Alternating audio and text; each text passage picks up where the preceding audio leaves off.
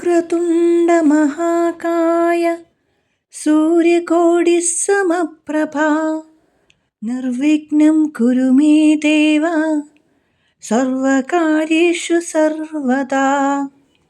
वक्रतुण्डमहाकाय सूर्यकोटिसमप्रभा निर्विघ्नं कुरु मे देव सर्वकार्येषु सर्वदा।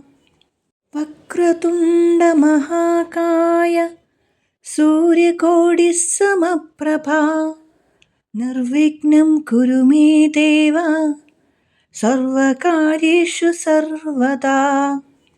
वक्रतुण्डमहाकाय सूर्यकोटिसमप्रभा निर्विघ्नं कुरु मे देव सर्वकार्येषु सर्वदा।